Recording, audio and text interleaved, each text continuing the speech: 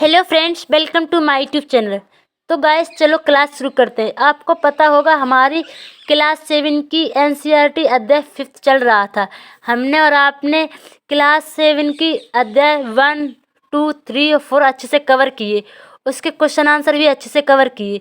अब उसी को आगे बढ़ाते हैं जो अध्याय 5 में होगा। यहाँ तक पढ़ लिया था हमने। इसके आगे क्या है? शाहजहाँ के शासनकाल के दौरान मुगल वास्तुकला के विभिन्न तत्व एक विशाल सद्भावपूर्वक विश्लेषण में मिला दिए गए। शाहजहाँ के काल में अनवरत निर्माण कार्य चलते रहे, विशेष रूप से आगरा। कहाँ चलते रहे? विशेष रूप से आगरा। ये आप हेडलाइन में कर लो।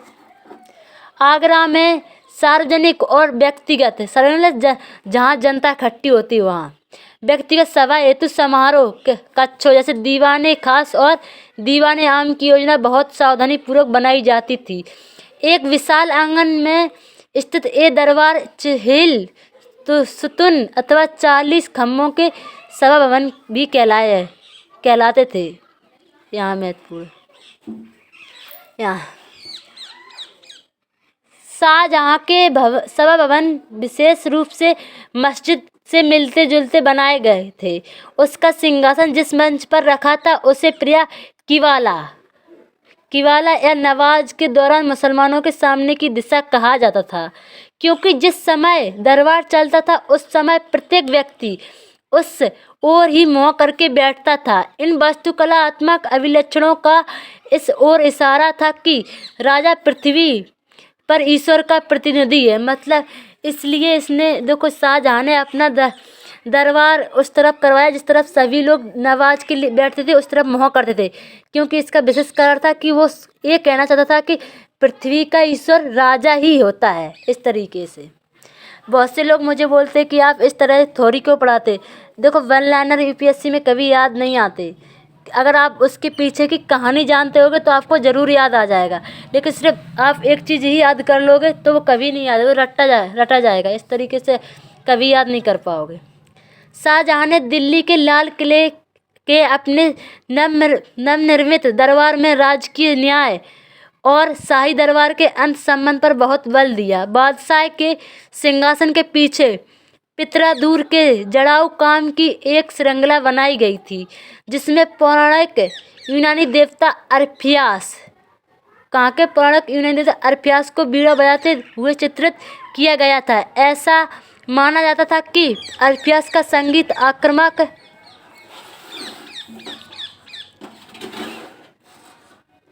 आक्रामक जानवरों को भी शांत कर सकता है और वे शांतिपूर्वक एक दूसरे के साथ रहने लगते थे।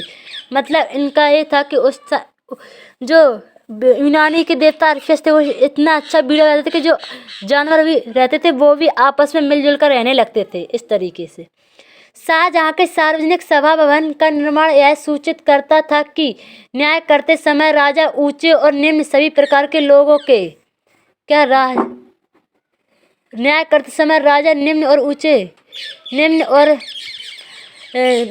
समय राजा ऊंचे और निम्न प्रकार के लोगों के साथ समान व्यवहार करेगा और सद्भाव के साथ रह सकेगा। इस तरह का शाहजहाँ का सार्वजनिक भवन था वो ये इंगित करता था एक चीज़ की, वहाँ में छोटे या बड़े सब आ सकते हैं, कर सकते थे।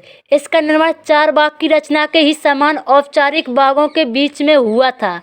4 बाग की योजना के अंतर्गत ही अन्य तरह के बाग भी थे, जिन्हें इतिहासकार नदी तट बाग कहते हैं। इस तरह के बाग में निवास स्थान 4 बाग के बीच में स्थित न होकर नदी के तट के पास बाग के बिल्कुल किनारे पर होता था।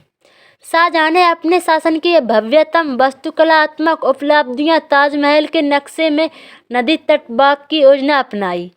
यह सफ़ेद संगमरमर का मकबरा नदी तट के एक चबूतरे पर तथा बाग इसके दक्षिण में बनाया गया था।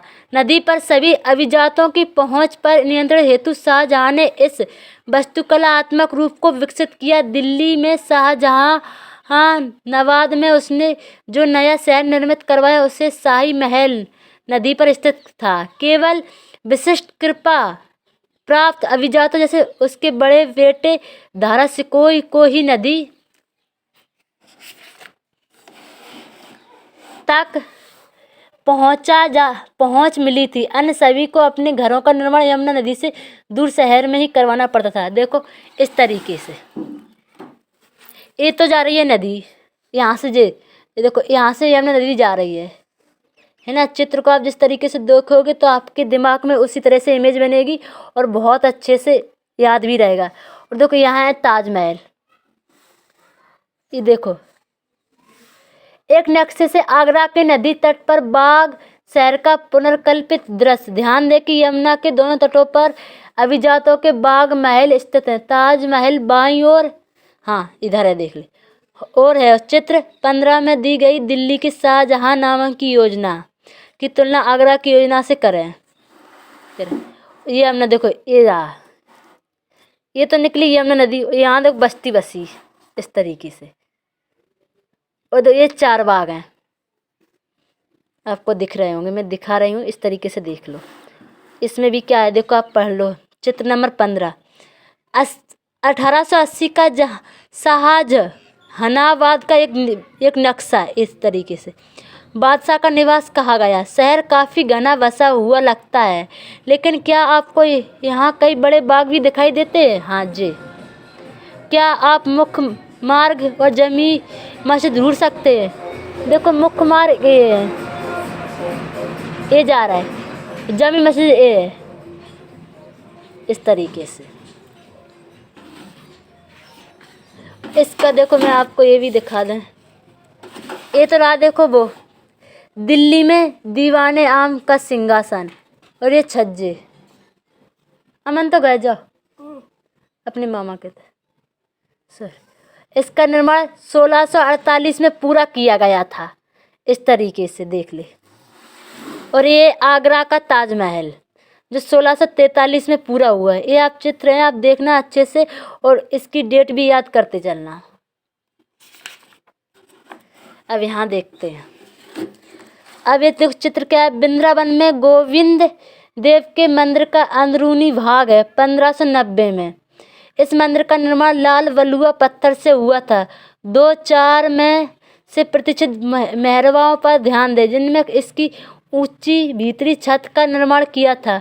वास्तुकला की यह शैली उत्तर पूर्वी ईरान और खुरासान से आई और फतेहपुर सीकरी में इसका प्रयोग किया गया, इस तरीके से। अब क्षेत्र और साम्राज्य। 8वीं और 18वीं शताब्दियों के बीच जब निर्माण संबंधी गतिविधियों में बढ़ोतरी हुई तो विभिन्न क्षेत्रों के बीच विचारों का भी पर्याप्त आदान प्रदान हुआ। एक क्षेत्र की परंपरा दूसरे क्षेत्र द्वारा अपनाई गई। उदाहरण के लिए विजयनगर राजाओं की गजशालाओं पर बीजापुर और गोलकोंडा जैसी आसपास की सल्तनतों की वास्तुकलात्मक शैली का बहुत प्रभाव पड़ा। अध्याय 6 में देखा होगा। मथुरा के निकट स्थित वृंदावन में बने मंदिरों की वास्तुकलात्मक शैली फतेहपुर सीकरी के मुगल महलों से बहुत मिलती जुलती है, इस तरीके से। विशाल साम्राज्यों के निर्माण ने विभिन्न क्षेत्रों को उनके शासन के अधीन ला दिया। इससे कलात्मक रूपों और वास्तुकलात्मक शैलियों के परस्चयन में मदद मिली। मुगल शासक अपने भवनों के निर्माण में क्षेत्रीय वास्तुकलात्मक शैली अपनाने में विशेष रूप से दक्ष थे। उदाहरण के लिए बंगाल में स्थानीय शासकों ने छप्पर की झोपड़ी के समान दिखने वाली छत का निर्माण करवाया। मुगलों को यह बांग्ला गुम्बद इतना पसंद आया था कि उन्होंने अपनी वास्तुकला में इसका प्रयोग किया। अन्य क्षेत्रों का प्रभाव भी स्पष्ट था। अकबर की राजधानी फतेहपुर सीकरी की कई इमारतों पर गुजरात और मालवा की वास्तुकला शैलियों पर प्रभाव दिखाई देता है, इस तरीके से देखो। 18वीं शताब्दी से मुगल शासकों की सत्ता के धूमिल हो जाने के बाद भी उनके आश्रय में विकसित वास्तुकलात्मक शैली का निरंतर प्रयोग में रही तथा अन्य शासकों ने जब भी स्वयं के राज स्थापित करने के प्रयास किए यह शैली अपनाई। ये रहा फतेहपुर सीकरी का एक चित्र नंबर 7 में। फतेहपुर सीकरी के जोधाबाई महल में छत के विस्तार को संभालते अलंकृत स्तंभ और टेक एक गुजरात क्षेत्र की वास्तुकलात्मक परंपराओं से प्रभावित हैं। ये देखो ये वाले इस तरीके।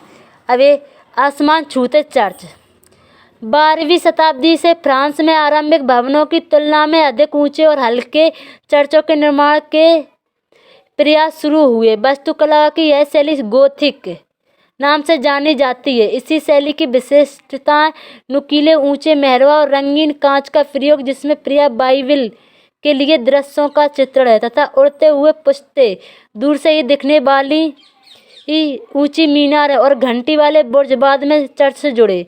इस वास्तुकला शैली के सर्वोत्कृष्ट ज्ञात उदाहरणों में से एक पेरिस का नाइट चर्च है। इस तज्जे वाला चर्च है। 12वीं और 13वीं शताब्दियों के कई दशकों में इसका निर्माण हुआ है। चित्र पर एक नज़र डालें और घंटी वाले बुर्ज की पहचान करें। यहाँ से हैं, देखो घंटी वाले बुर्ज। आज की वीडियो यहीं तक। आपको वीडियो कैसी लगी इसलिए कमेंट बॉक्स में ज़रूर लिखिए और हमें इतना टाइम लगे। धन्यवाद।